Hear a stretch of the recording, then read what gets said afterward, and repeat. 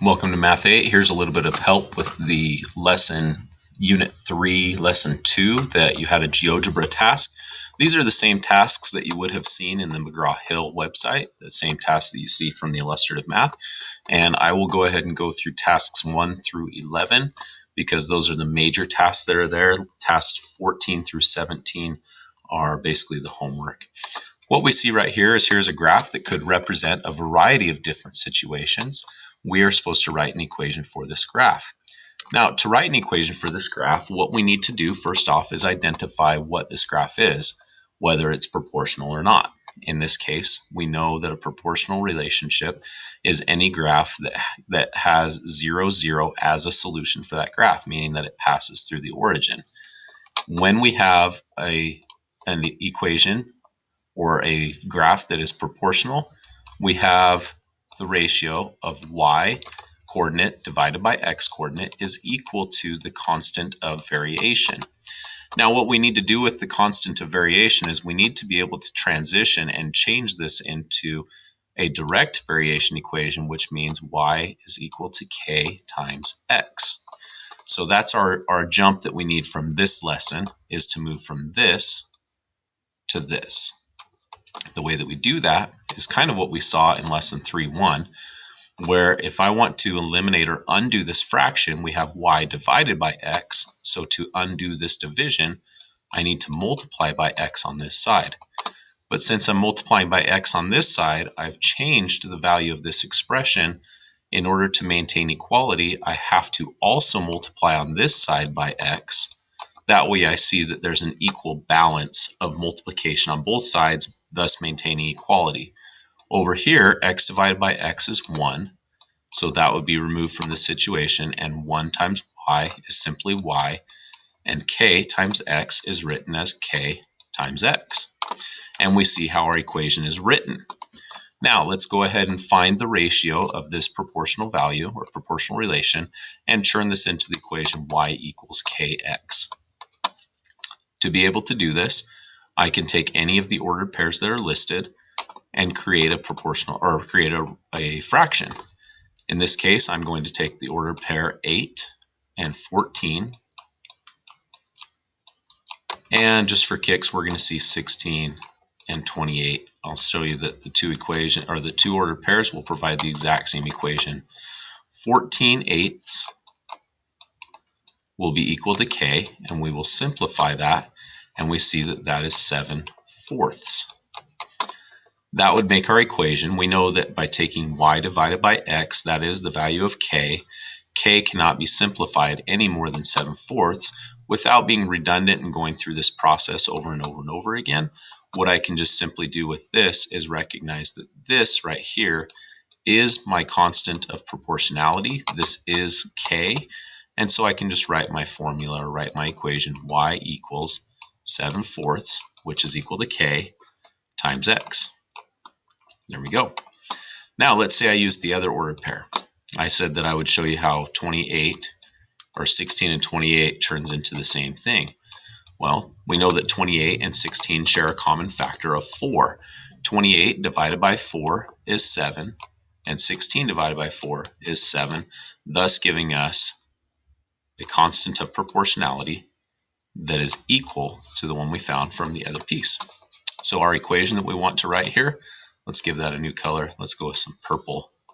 Our equation that we want to write here is 7/4, or excuse me, y equals 7/4 of k. We don't want to have anything such as this right here, where 1/2, this won't work because we can't rise 1 and run 2. That constant variation doesn't work. We see 7/4 right here. This is beautiful, student number 4. You did a good job finding that, but it doesn't account for the other pieces. I see you're probably trying more for slope-intercept form, and we don't want to get there yet. 14/8. I see that you found the constant of variation, but you really need to go in there and plug this in and change that to 7/4 of x. So get your x and your y in there. 1 75/100, that works for student 8. However, I would really like for you to change that to 7/4. That way we represent our slope in such a way that it is as a fraction. So carry on with the rest of these. I can see that we're getting pretty good with this. Student 23 No, it's not 8. That would suggest that we rise 8 and run 1, and that did not happen here. That would suggest that your line is actually passing through right here and right here and right here, which is not an accurate line. So nice try, nice, good start with that. Go ahead and go back and fix it. Looking at task 2, sketch a new graph of this relationship. Let me go back to this one. I guess looks like I'm going to have to work off of these ones. A new graph of the relationship means that the previous graph that we worked off of, we'll go ahead and use this one for task 2. The previous graph that we used was a slope constant variation was 7/4, and we see that our intervals here are much higher. So if our intervals are so much higher, what we need to do is determine a place using these intervals to determine where could I put a new graph on here. Let's see if this student's information worked. When we talk about 7/4, let's look at some pieces. Let's just use 70 and 40 because that would be a nice scale factor of 10 times greater. So if I just scale this up 10 times greater to follow this piece right here, we actually can see that by looking at this one, this is 5 times greater, 10 times greater, 15 times greater, 20 times greater. We see that this is actually scaled proportionally by a scale factor of 5 times greater. So on this student, what we're after with this line is we would actually want to have a line that passes through from 0, 0 and passes through, well, that would see here 7 and 4 could be scaled up to 70 and 40. And so we'd want to see a graph that actually passes this way so that we can see that one of those ordered pairs, such as this one right here, 40 and 70, when written as k is equal to y divided by x, we could see that k, in this case, we know that our constant of variation was 7/4, or our constant of proportionality was 7/4, and our k right here would be 70 over 40. And I just realized, I'm sorry, I wrote this wrong. What I meant with this was to write it as an ordered pair, 40 and 70. So for those of you that are laughing at me, knock it off. We can reduce this fraction right here to 7/4 and see the same thing. This line is accurate, this line is not. So please go ahead and fix that. Task 3 is the matching. What we're after with the matching here is we want to be able to take these cards and we want to match up the graphs that have a proportional relation in them. So like this one right here, let's look at card E and card I. Card E, I see the proportional relation is 12/4. Let's go ahead and write this. And card I see is 400 300ths. That's a pretty big difference, right? Because this order pair is 300, 400, passes through the origin, so the proportional value is here. Let's take this one down and see what happens. 12 divided by 4 is 3 over 1. This slope right here is actually a slope of 3. This slope right here is a slope of 4/3. So student number 3, I'm sorry, but these two cards, I and E, do not match together. They cannot be paired together in the same group. Let's look at a different one. Let's try and look at these two. So this one right here, I see what looks like 350 over 100. That would give us the ratio of 350 over 100 because we're taking the rise over the run. And then this ratio of 8/6 could also be reduced. So this one right here is 4/3 when we reduce by a scale factor of 2. And this one right here would make this a slope of actually 3 5/10. So when we look at the two of them, we see that these two also are not going to match. But what we see here is card L and card I. These two have the same proportional value of 4/3. So card L and card I would actually match each other. So go ahead and take a look at that. Go through each of these and compare their slopes to see which one actually matches correctly with another one having the same proportional value. Task 4, write an equation for each different proportional relationship you find. Going back on these ones, let's see if this is what shows up with that task 4, the preview. I think this is the picture of it. It is. So, oh no, that took me back to task 1. Task 2, oh, I figured it out. So write an equation for each different proportional relationship that you find. Task 4 would mean that you go back to task 3 and you find these out. That means that when we talk about the proportional relationships, we saw one of them that had a slope of 4/3. We can go back and we could say one of those is y equals 4/3 of x. That's one of the proportional relationships we saw. We saw another proportional relationship that was 1 or y equals 3 5/10 of x. And we saw another one. I'm not going to go back and find it, but you get the point with these right here. And the goal is to figure out what each of those are. On task 5, you have 2 large water tanks that are filling with water, and tank A is not filled at a constant rate. The relationship between it is volume and water, and time is graphed on each of these axes. So we know they're not a constant rate because these lines are actually curved.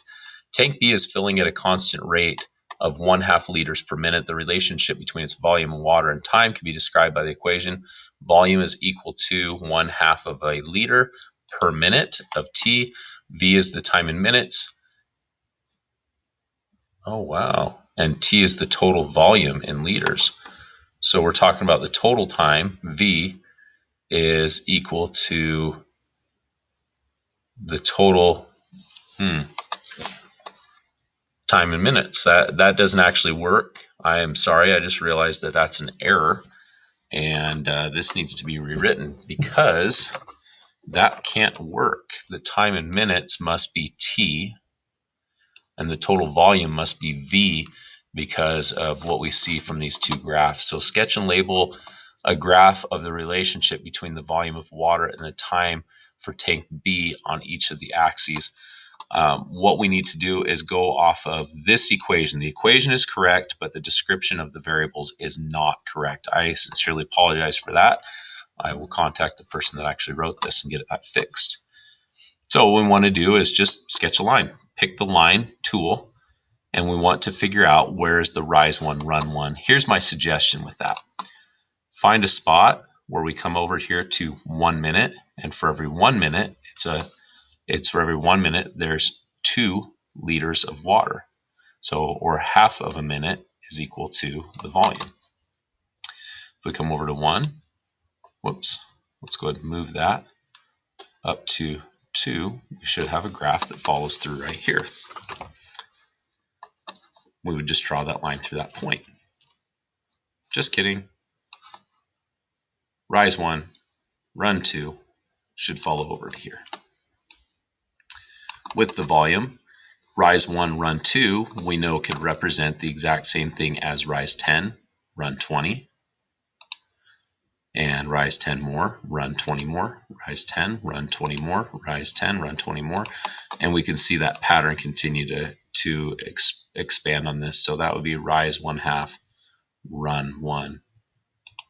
So our lines on these two values as we get closer will actually look much different than they would if we were to actually do just a graph from a long ways out. So there's that one. Answer the following questions. After 30 seconds, which tank has the most water? Well, let's see here. Is it tank B or tank A? Tank A is not filling at a constant rate, so we can look at the two of them and look at the lines that we've graphed. After 30 seconds, which tank has the most water? Well, after 30 seconds, it's not reasonable to look at the graph over here when we're talking 20, 40, 60, 80 minutes.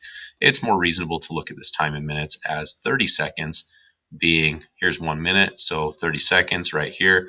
Our line that we drew represents graph B. Graph A clearly has more water at 1/2 of a minute, so we'd fill that in. At approximately what time do both tanks have the same amount of water? We would follow our line on the graph until those lines intersect, but that doesn't help us with the first graph. On the second graph it does, and approximately when we would see an ordered pair, you would tell me about this ordered pair right here. And that would be the spot when we want to make that decision. You can go ahead and put a point right here.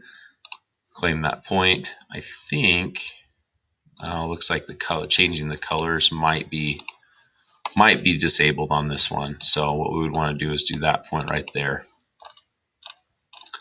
At approximately what time do both containers contain 1 liter of water and 20 liters of water? So we want to come up to 1 liter of water. Tell me what that order pair is and what that order pair is. And then tell me what the order pair is right here at 20 liters and 20 liters. So those two order pairs right there, describe those two order pairs. Going on to task 9, a giant tortoise travels at 1700 miles per hour and an Arctic hare travels at 37 miles per hour. Draw separate graphs that show the relationship between time elapsed in hours and distance traveled in miles for both the tortoise and the hare.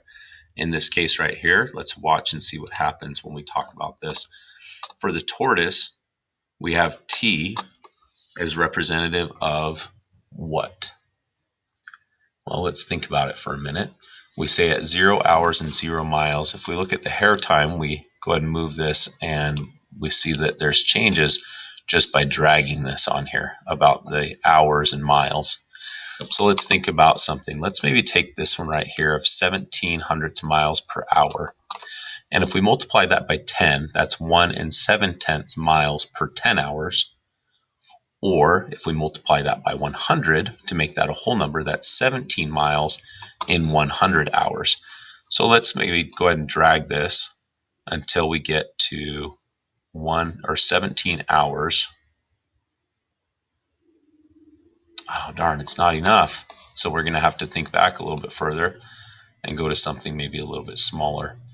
Find those values and see if 1700 or 17 miles in 100 hours, half of that would be 50 hours, but the hare time is 10 hours, so we have to get going even smaller. I guess we're going to have to go back to that time. Play with the graph to make this work, or see if you can make an equation that the time is equal to, let's just throw in some numbers, 7 per hour. Has to be something about this value here, huh? Go ahead and play with it. That would be the equation that we would have to work with.